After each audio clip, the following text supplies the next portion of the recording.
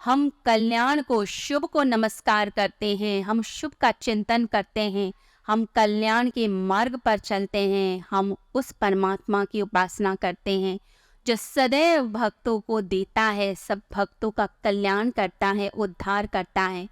तो कौन है इस संसार में जो हमारी नेगेटिविटी को धारण कर ले? कौन है जो हमारे विष को धारण कर ले?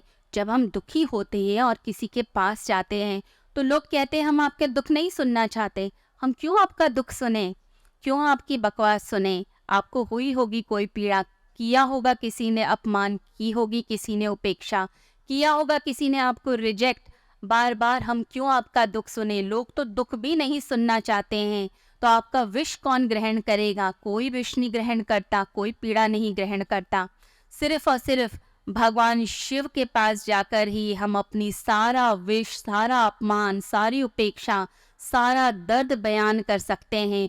और जो हमारे सारे विष को लेकर हमें अमृत दे सकता है वो सिर्फ और सिर्फ नीलकंठ महादेव हैं। उस भगवान शिव की उपासना कीजिए और हर समय प्रभु को याद कीजिए, क्योंकि याद रखें, जब भी कोई पीड़ा होगी, जब कोई अपमान होगा, जब भी कोई निराशा होगी, तो सिर्फ एक ही दर है, वो है भगवान शिव का दर, महादेव का, भोलेनाथ का दर। बस वहीं जाइए।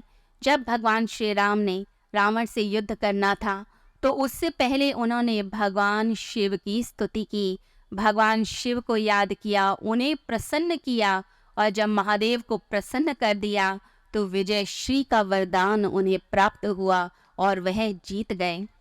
तो आप भी जीत जाते हैं इस संसार में जब आप महादेव की शरण में जाते हैं। पांडवों को भी विजय श्री मिली जब वह भगवान शिव की शरण में गए, तभी उन्होंने महाभारत का युद्ध जीत लिया था। तो हमें भी अपनी निराशाओं से, अपनी जिंदगी में जो जो हार है हमारी, उन सब में विजय प्राप्त करने के लिए महादेव की शरण में जाना होगा। महादेव जो सब कुछ दे देते हैं। याद रखें, जब दुर्भाग्य आपका मिट ना रहा हो, जब बार बार परेशानी हो, लोग आपको गलत समझ रहे हों, उस स्थिति के अंदर मनुष्य क्या करे, कहाँ जाए, कोई भी समझने वाला नहीं होता। तब भगवान की शरण में जाना चाहिए। जब जीवात्मा परमात्मा की शरण में जाती है, भगवान की शरण में जाती है, तो महादेव का, भगवान का आशीर्वाद उसे प्राप्त होता है। परमात्मा के आशीर्वाद से सारे पाप, ताप, दुख सब कुछ नष्ट हो जाते हैं।